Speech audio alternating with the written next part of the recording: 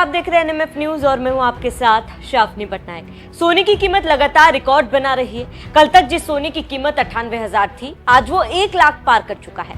सिर्फ एक रात में सोने की कीमतों ने पूरे 3,000 रुपए की छलांग लगाई। क्या आपने कभी सोचा था कि वो दिन इतनी जल्दी आ जाएगा जब सोना 1 लाख रुपए के आंकड़े को पार कर लेगा? बाजार हैरान है, एक्सपर्ट्स चुप है और आम आदमी का एक ही सवाल, अब आगे क्या होगा?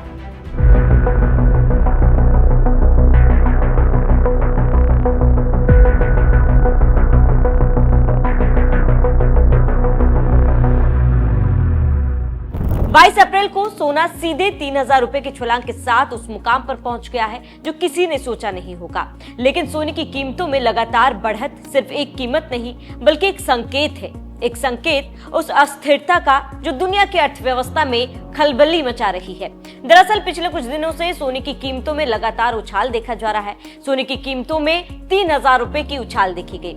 एक रिपोर्ट के अनुसार 24 कैरेट वाले 10 ग्राम सोने की कीमत 1,01,350 रुपए पहुंच गई है, जबकि कल इसका दाम करीब 98,350 रुपए था।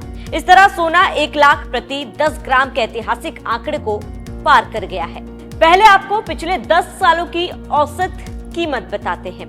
2015 में सोना 26,343 था, 2016 में 28,624 रुपए था, 2017 में 29,000 रुपए था, 2018 में 31,000 रुपए, 2019 में सोने की कीमत बढ़कर 35,000 तक पहुंची, 2020 में 48,651 रुपए तक पहुंची, 2021 में 50,000 रुपए पहुंची, 2022 में 56,100 रुपए तक पहुंची, 2023 में 61,000 रुपए तक सोने की कीमत पहुंची, 2024 में यह बढ़कर 76,160 रुपए हो गई, 2025 में 99,800 तक पहुंची थी, जो अब बढ़कर 1,01,350 रुपए हो गया है। अगर पिछले 10 सालों की बात करें तो 10 सालों में करीब 26,343 रुपए से बढ़कर 1,01,350 रुपए आ पहुंचा है।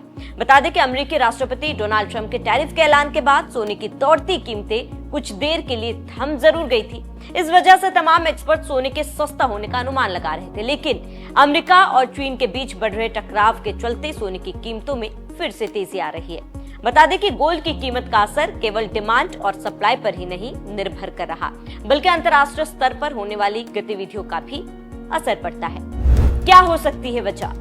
अमेरिका की टैरिफ पॉलिसी के कारण ट्रेड वॉर का खतरा बढ़ा है। इससे ग्लोबल मंदी की आशंका भी बढ़ गई, जिसके कारण इसका असर सोने के दामों पर पड़ता हुआ दिख रहा है। डॉलर की तुलना में रुपए कमजोर हुए, जिसके कारण सोने की कीमत में तेजी आई है।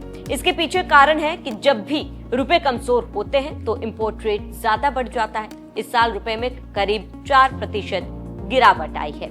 तीसरी वजह, शादियों के सीजन में सोने की मांग बढ़ जाती है। बढ़ते दामों के बावजूद लोग खरीद रहे हैं, क्योंकि लोग सोने को निवेश के लिए सबसे सही मान रहे हैं। इस साल अब तक करीब 20,000 रुपए से ज्यादा महंगा हो चुका है सोना। साल की शुरुआत में सोने की कीमत 76,162 रुपए था। हालांकि मंदी के समय सोने को सुरक्षित निवेश माना जा रहा है।